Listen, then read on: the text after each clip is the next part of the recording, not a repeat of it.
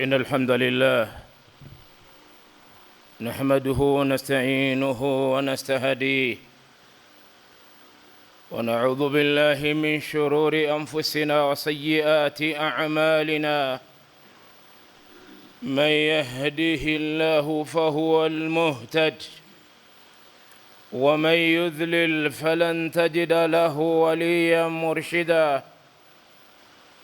أشهد أن لا إله إلا الله وحده لا شريك له وأشهد أن محمدًا عبده ورسوله. نشهد أنه بلغ الرسالة وأدى الأمانة ونصح الأمة وجاهد في الله حق جهاده حتى أتاه اليقين، صلى الله عليه وعلى آله وأصحابه أجمعين. يا أيها الذين آمنوا اتقوا الله حق تقاته ولا تموتن إلا وأنتم مسلمون.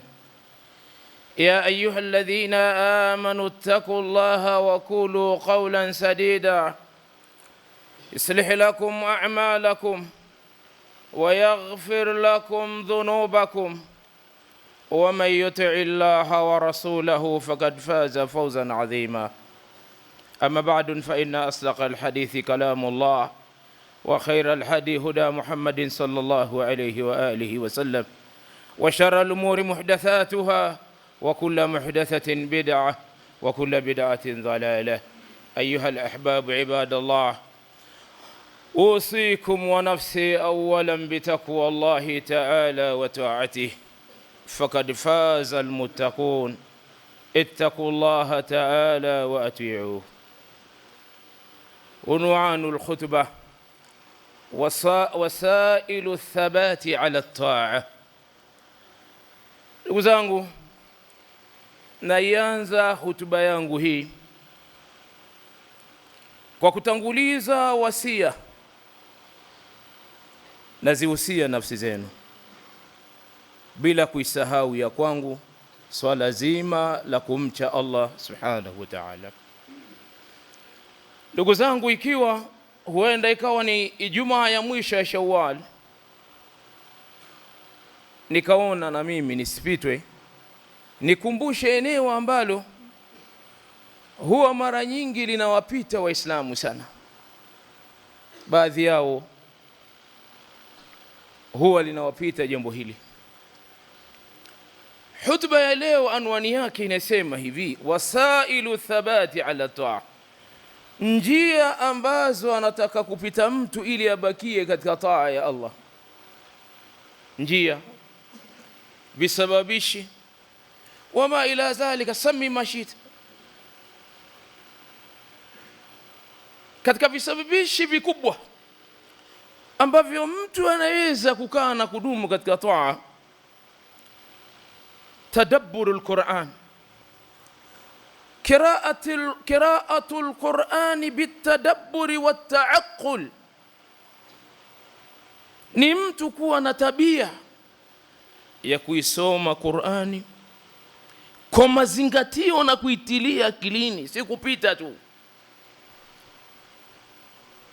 Hii ni njia ambayo hakika Waswahili wanasema mujarrab.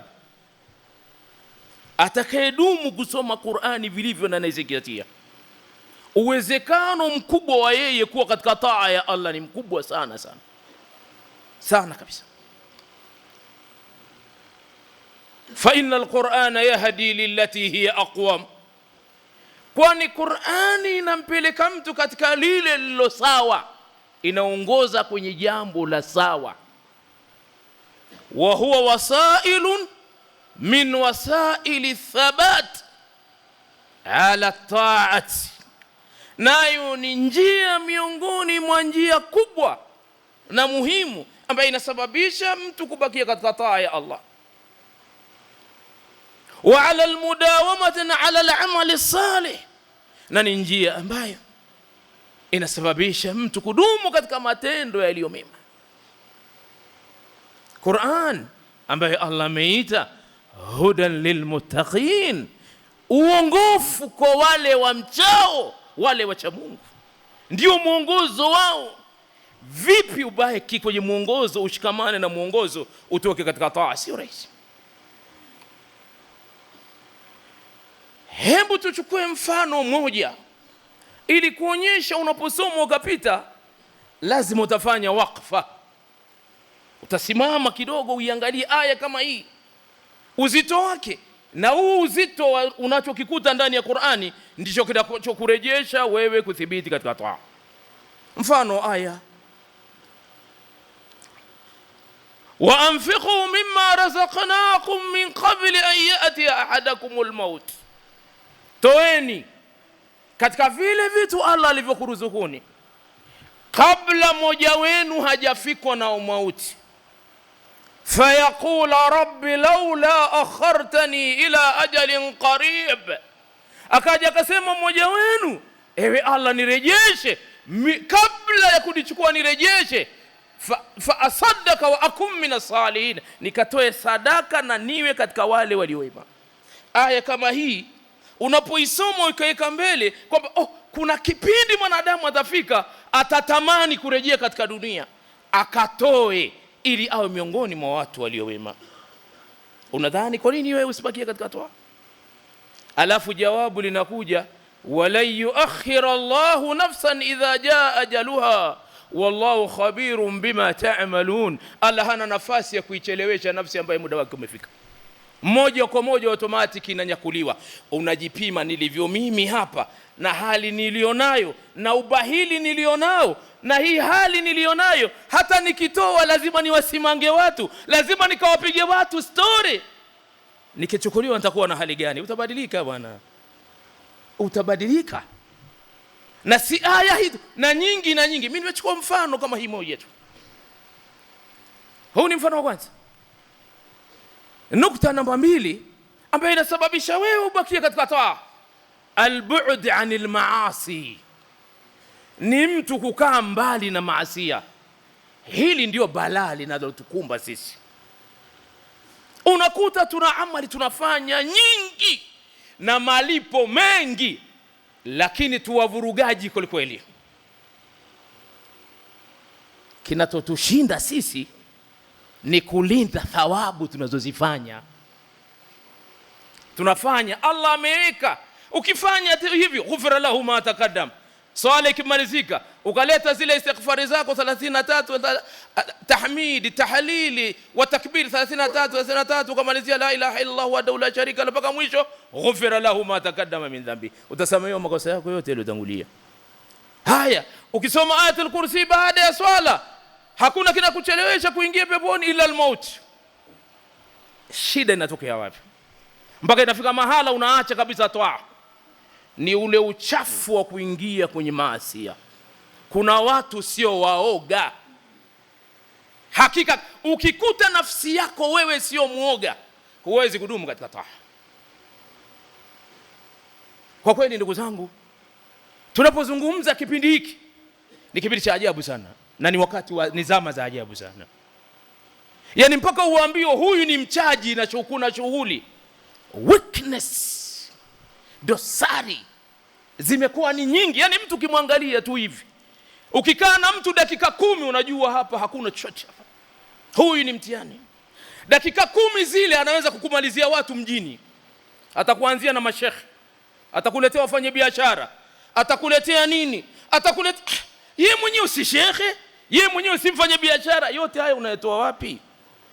Anamaliza thawabu zake. Wengine ni haki, chuki alionayo hawezi kuiacha. Yani kaamua yeye katika hii dunia watu fulani atakuwa nao mpaka kiyama. Ni hasara iliyoje kwa mtu anayefanya ibada, hawezi hata karejea nyuma. Lakini unajua ni nini? Madhambi ndio yanasababisha hivyo. Ukifanya madhambi, uoga wa kumhofu Allah unaondoka. Kwa hiyo unajiona uko sawa kabisa, na dalili unaweza kutoa. An Sahl ibn Sa'd radhiyallahu anhu qala sallallahu alayhi wasallam, msikilize Sahl ibn Sa'd, radhi za Allah zimwende, huyu ni sahaba wa mtume. Qala sallallahu alayhi wasallam, iyyakum wa muhaqqarati dhunub, epukeni na madhambi haya madogo madogo. Kudharau dhambi, unasema hii haiwezi kunidhuru sana hii. Hii bwana, mtu fulani unaweza tu bwana ukaacha hata kumsalimia. Kuna watu walikuwa wanakaa hivi hivi mpaka wanakufa. Unakuta mtu anazungumza vitu kama hivi. Yaani mshangaa kabisa. Alafu wakati wanajiona na msimamo kwenye dini. Msimamo gani wewe ulionao? Rasulullah sallallahu alaihi wasallam walikuwa watu wanamzungumzia maneno ya kifadhili, fedhuli, lakini bado anawasalimia.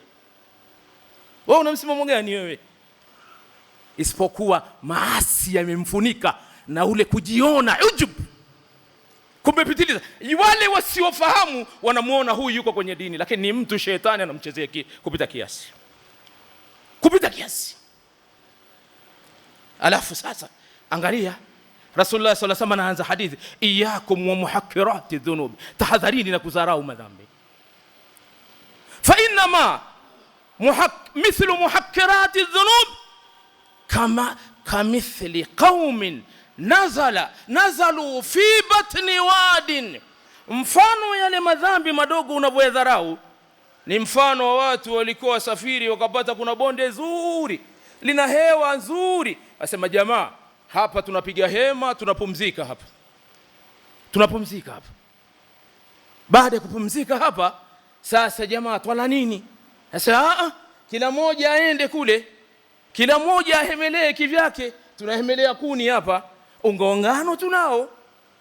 Nini yani? Fajaa dhabi'udin wa dhabi'udin hatta jama'u ma anzaju bihi khabazahum. Huyu akaja na kamti kimoja, huyu na kijiti, huyu na kijiti, paka zilivyokusanywa zikawa ni kuni. Tanuri lao wakalioka, wakapata bikate, wakala wakalala. Naomba usikilize vizuri hapa. Kila mtu alikwenda kuleta kidogo kidogo. Ndio Mtume asema, fa inna muhaqqirati dhunub, hakika madhambi, kudharau madhambi, anayedharau madhambi, hata yukhadhu biha sahibuha, paka yakamvaa yule mtu ambaye anayedharau yale madhambi, fatuhuliku, yakamwangamiza kabisa. Mithili ya kile kuni kidogo kidogo kidogo kidogo. Na wengine katika washairi wanasema usidharau moto kwa sababu asili yake ilikuwa ni cheche. Yale madhambi yanakwenda kidogo kidogo mpaka linakuwa ni kundi la madhambi. Unaingia katika madhambi makubwa na mwisho yanakuangamiza. Akhrajahu Ahmad wa Tabarani wa sahahu al-Albani wa qala Ibn Hajar fi al-Fath hasan. Hadithi hii amesahihisha al-Imam Ahmad ibn Hanbal na Imam Tabarani. Sheikh al-Albani amesahihisha, na pia Ibn Hajar katika Fath al-Bari amesema daraja ya hadithi ni hasan. Ahibati fillah, maasiya ni hatari. Fadhunub yuhasabu alaiha al-abd, madhambi mtu anahesabiwa. Tena madhambi unahesabiwa na yanazidi kukutoa katika taa, yanazidi hata walau kana mithqala dharra, hata kama dhambi mfano wake ni wasisimizi, unazidi kutoka, unazidi kutoka mfano wasisimizi.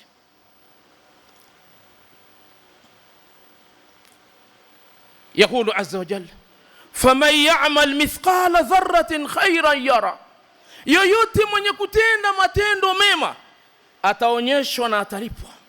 Wa man ya'mal mithqala dharratin sharran yara, na yoyote atakayefanya dhambi mfano wake ni mfano wa sisimizi ataonyeshwa na atalipwa. Bali Allah anasema wawajadu ma amilu hadhira, watayakuta yale waliyofanya yako mbele yao. Hadhira, yako mbele yao, yako mbele yao, yanasubiria hesabu yao. Hesabu yao wafike wahesabike. Ogopa maasi, ni njia inayotoa watu katika taa. Ndio wengi wanakatiza, wengi. Leo Ramadhani inaweza kuishi, kesho ukasikia mtu amelala kwenye pombe, kuishi, amemalizika. Humuoni tena huyu msikitini, msubiri Ramadhani ijayo kama Allah atampa uhai. Nini? Madhambi. Lama nazala al-maut bi Muhammad al-Munqadir baka fakhila lahu ma yubkik. Muhammad ibn al-Munqadir katika wema waliotangulia, yalipomfika mauti alilia. Akaambiwa, nini kinakuuliza wewe? Una shida gani wewe mtu mwema kiasi hichi kwetu sisi? Faqala, akasema Muhammad al-Munqadir, wallahi inni la akhafu, mimi siogopi dhambi alamu anni kad ataituhu, naijua mimi nimeifanya hii sipati tabu sana, kwa sababu hii nitarudi nifanye tauba. Walakinni an akuna kad aznabtu dhanban hasibtuhu hayyinan wa huwa inda Allahi adhim, nacho kiogopa zaidi ni ile dhambi ambayo mimi nimeifanya nikaidharau, nikasema hii haina shida, hii ndogo sana, lakini dhambi hii kwa Allah ikawa ni kubwa, nikaangamia. Asema hichi ndio kinachoniofesha sana. Wema waliotangulia waliogopa madhambi, na ndio wengi walibakia katika toa, bali wengi na kundi la wengi walibakia katika toa ya Allah kwa sababu walikuwa wanaogopa maasi. Usipoyaogopa maasi, kuna hatari ya wewe kumwabudia Allah kwa vipindi. Kuna wakati utaonekana katika toa, kuna wakati hautaonekana katika toa. Kwa sababu gani? Kwa sababu wewe si muoga wa madhambi, si muoga. Na kuna watu pia hawana uoga, hata anapoambiwa bana ittaqillah, mche Allah, umezidi, hawezi kurudi nyuma, sijui shida ni nini. Ayuha al-ahbabu ibadallah, nukta ya 3, tadabbur qisas al-anbiya, kuzingatia visa vya mitume. Hebu kaa, soma tarikhi, soma Qur'an, rudi katika visa vya mitume. Waliishi vipi na watu wao? Walikuwa na hali gani? Mambo yao yalikuwa vipi? Pale pana mazingatio ya wewe kubakia katika taa. Tuchukue mfano mmoja wa mtume Ibrahim alayhi salam. Ibrahim alayhi salam, mnajua aliishi katika zama ambako ndio ushirikina umeshika kasi. Ushirikina ulidhihiri wakati wa Nuh alayhi salam, ndio yeye alipambana sana. Baadaye anakuja Ibrahim, wale jamaa wanazidi kupata nguvu. Ilifika mahala watu wanapeleka vyakula kwenda kulisha masanamu. Ibrahim akasema hapana. Walipambana muda utoshi, twende kwenye nukta ya msingi. Mwisho Ibrahim aliwakatalia, na mwisho aliyafikilia mbali yale masanamu, akabakisha lile kubwa, akaenda akaweka shoka. Wakaanza kuulizana, mwisho wakaja wakabaini ni yule Ibrahim. Sasa mimi naenda kwenye hii aya. Walipobaini aliyefanya hujuma za kuangusha waungu zao kwa madai yao, apewe adhabu. Adhabu hii itakuwa ni fundisho kwa watakokuja nyuma. Wakasema hivi, qalu kharikuhu wansuru alihatakum in kuntum fa'ilin. Ya jamaa, huyu chukueni, mteketezeni, teketeza kwa moto, mteketezeni, na wanusuru ni waungu zenu au masanamu ikiwa nyinyi ni watendaji wazuri. Kwani wanachelewa? Kila moja akaenda kubebelea kuni nini, mafuta yakawekwa, ukakokwa moto wa kutosha, hasa moto kwa maana ya moto. Wakamtupa kwenye moto. Wakamtupa nini? Kwenye moto. Angalia Allah majibu yake. Na nini kilitokezea pale? Ili ujue aliyesimama na kazi ya Allah si rahisi kumdondosha ovyo ovyo akiwa na ikhlas. Si rahisi. Mwenyezi Mungu anasemaje? Qulna ya naru kuni bardan wa salaman ala Ibrahim. Moto wewe kuwa, ini amri kutoka kwa Allah. Wal amru min al-a'la ila al-asfal yufidu al-ujub kama yaqulu ulama al-usul. Amri kitoka juu kuja kwa chini, kwa mtu wa chini ni lazima, si hiari. Ukaambiwa moto wewe kuanzia sasa kuwa wa baridi, na si baridi lenye yabisa, na kuwa nini? Na salama, baridi yenye salama. Usije ukaondoka wewe, baada ya kuondoka alikawa huyu anaumwa na kiungo hiki, uwe na salama. Mwenyezi Mungu anasema wa aradu bihi kaidan faj'alnahumul akhsarin. Wakaleta vitimbi na wakavipanga na wakavisuka na wakaviweka sawa, lakini Allah anasema mwisho wao ilikuwa ni hasara, ma hasalu shay. Ndugu zangu, kwa nini ukifika hapo usimame alafu kajiangalia unapofanya maasi? Ni nani anakunusuru unapoingia kwenye maasi? Hakuna anayekunusuru wewe kule, bali wewe mwalimu wako sasa ile ni shetani. Lakini unapokaa kule ukarudi kwa Allah, nusra ya Allah iko pamoja na wewe. Watubu ila Allah jamian ayuhal mu'minuna la'allakum tuflihun.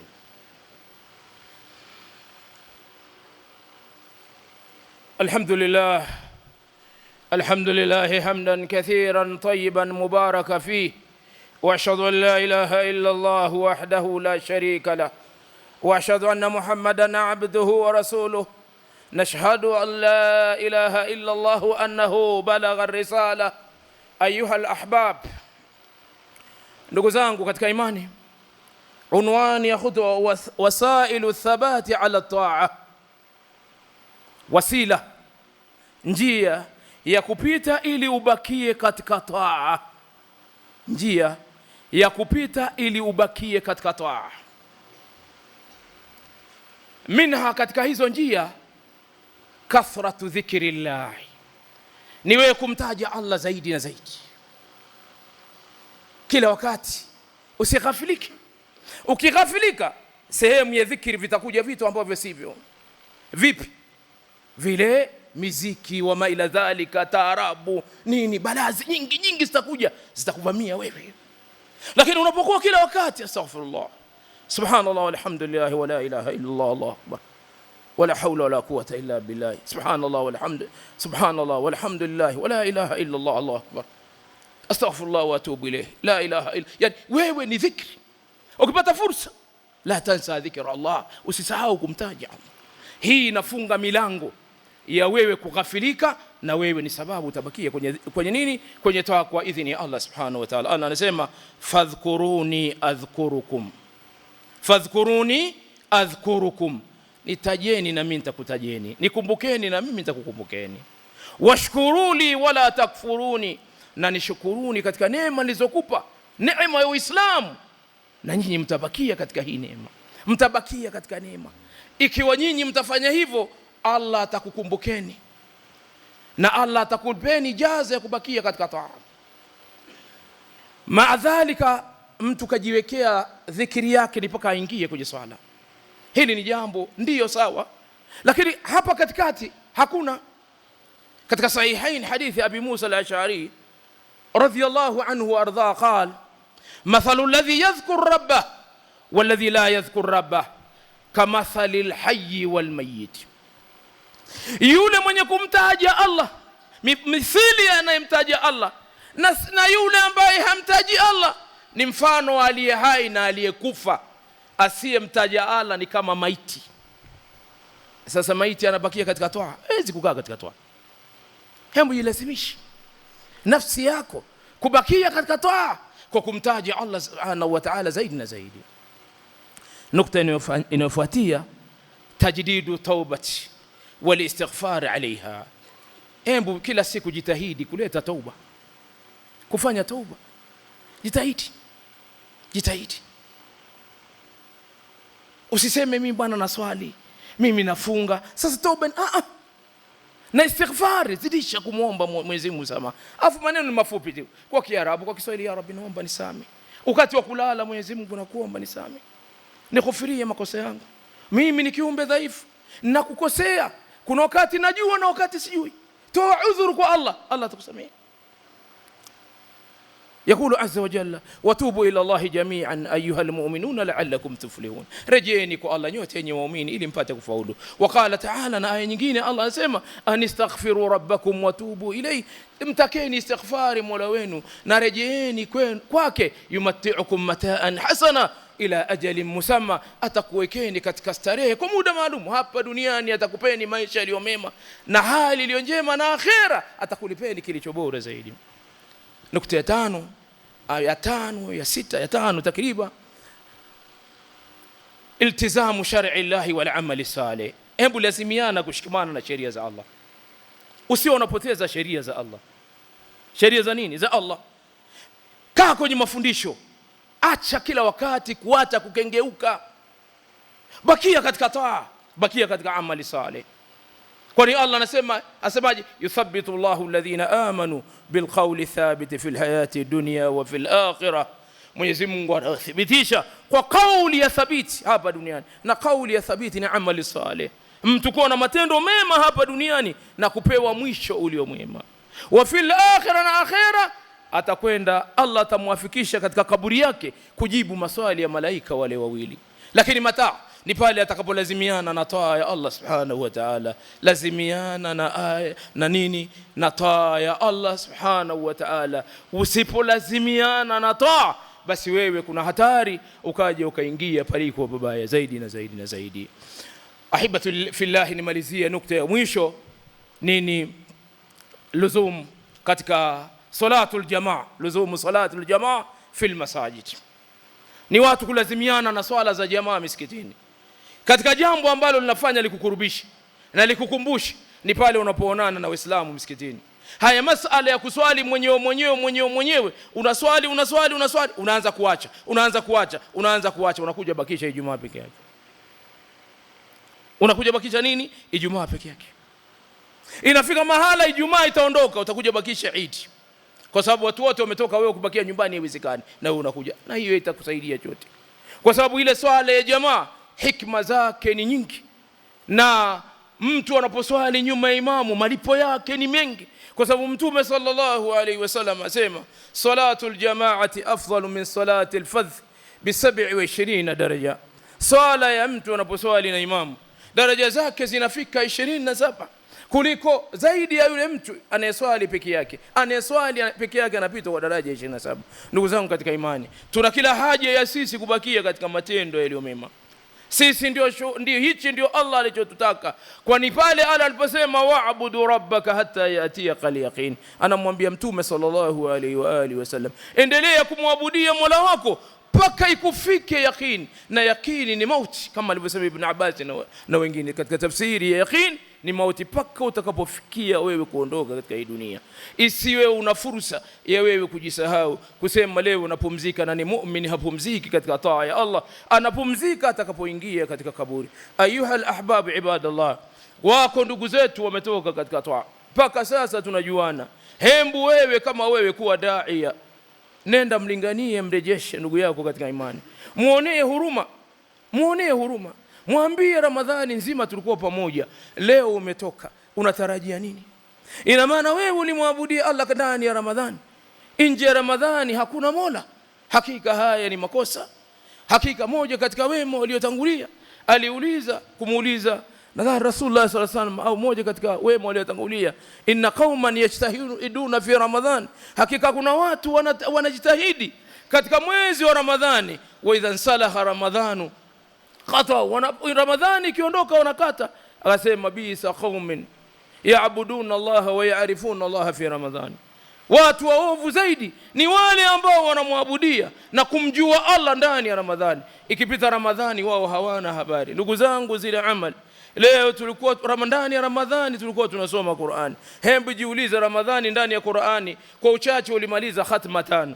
Hii ni Shawali inaisha. Je, unayo hata nusu msahafu? Haya sawa, unazo juzu 5, utakuta hicho kitu la. Bali wengine tangu siku ile ya Eid alivyofunika ndo mpaka leo.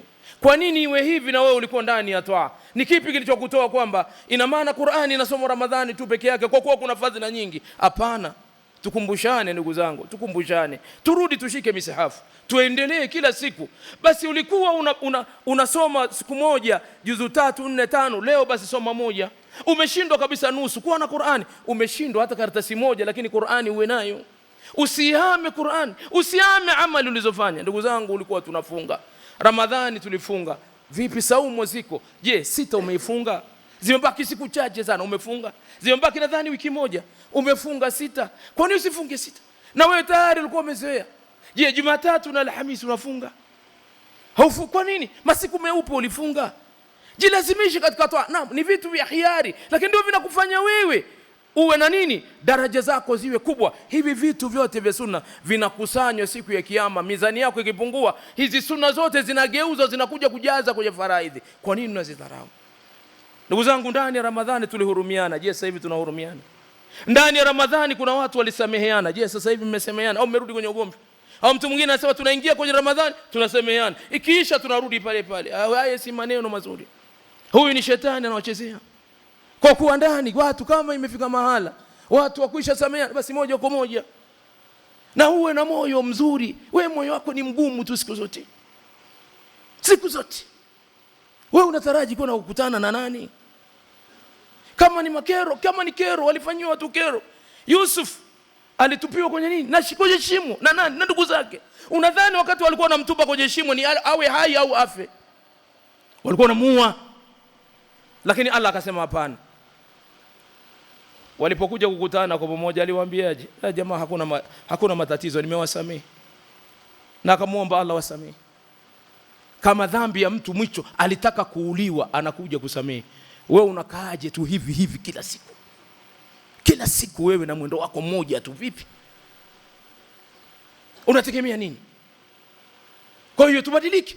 Ile misamaha tuliyopeana kwenye Ramadhani iendelee. Iliyokuja baada ya Ramadhani iendelee. Na kama kumebakia na mtu tafuta suluhu, basi bora uonekane wewe ni nini. Waswahili wanasema uwe fala. Wasema huyu fala kabisa, huyu ana lolote huyu. Yeye kusamehe tu ni aula zaidi kuliko kuwa jasiri. Kwani ujasiri unakusaidia nini? Unakusaidia nini? Kwa ndugu zangu katika imani, zile khairati za ndani ya Ramadhani tuzirejeshe na tuendelee. Hata kama tutafika daraja 100 kwa 100, hakuna sababu. Basi hata kama ukufika 100, kile kiasi kidogo ni aula kwako kuliko kukata moja kwa moja. Inna Allaha malaikatahu yusalluna ala nabi ya ayyuhalladhina amanu sallu alayhi wa sallimu taslima. Allahumma salli ala Muhammad wa ala ali Muhammad warḍa Allahumma anil khulafa'il arba' Abi Bakr wa Umar wa Uthman Ali ridwanullahi ta'ala alayhim ajma'in. Allahumma rabbana atina fid dunya hasana wa fil akhirati hasanatan wa qina adhaban nar. Rabbana la tuzigh qulubana ba'da idh hadaytana wa hab lana min ladunka rahmatan innaka antal wahhab birahmatika ya aziz ya ghafar. Allahumma inna nas'aluka mujibat رحمتك وعزائم مغفرتك وسلامة من كل إثم يا حي يا قيوم يا ذا الجلال والإكرام. اللهم ألف بين قلوبنا، اللهم ألف بين قلوبنا واصلح ذات بيننا يا رب العالمين. اللهم ألف بين قلوبنا واصلح ذات بيننا يا رب العالمين. يا حي يا قيوم يا ذا الجلال والإكرام. اللهم لا تدع لنا ذنبا في هذا المكان إلا غفرته، ولا هما إلا فرجته، ولا مريضا إلا شفيته، ولا مريضا إلا شفيته، ولا مريضا إلا شفيته، ولا ضالا إلا هديته بهدايتك يا ذا الجلال والإكرام، ولا ضالا إلا هديته بهدايتك يا ذا الجلال والإكرام، ولا ضالا إلا هديته بهدايتك يا ذا الجلال والإكرام برحمتك يا عزيز يا غفار. لا حول ولا قوة إلا بالله. لا إله إلا أنت سبحانك إنا كنا من الظالمين. عباد الله اذكروا الله ذكرا كثيرا وسبحوه بكرة وأصيلا.